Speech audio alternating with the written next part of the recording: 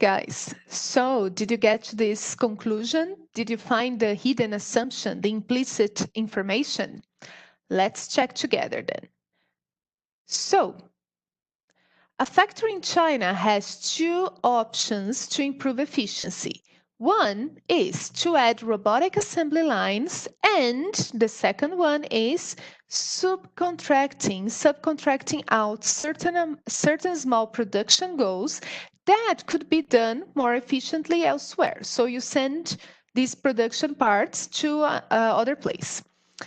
Adding robotic assembly lines, the first one, will improve the efficiency more, so we know that it's going to be more than the second option, subcontracting some small production goals. Therefore, and we know that when we have therefore, we have our conclusion. It's one of the key words for conclusions.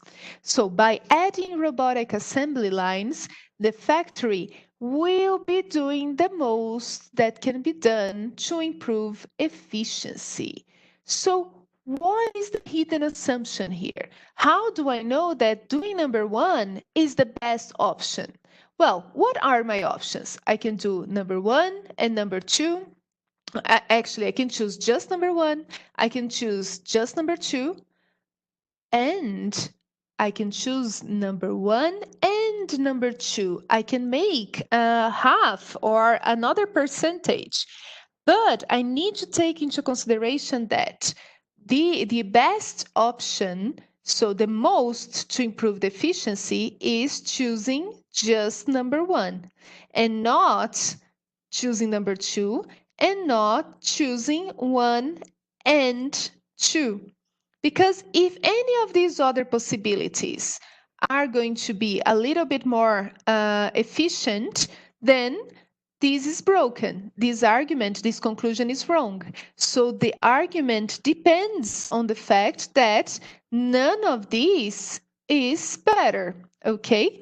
And the answer that says that it's letter D. Efficiency cannot be improved more by using both methods together, so 1 and 2, than by adding robotic assembly lines alone, okay? The other information, they may be important to know, but they are not the assumption in which the argument depends. It's not a hidden question here, okay? The hidden information. So hopefully you got it. If you didn't, no worries. Come back to us, write us an email, follow us on the social media, and we can discuss more, we can talk more. Hopefully you can come to Total Prep and be our student. So we'll have several tutoring sessions and we are going to solve lots of verbal questions together. So see you guys, nice to meet you.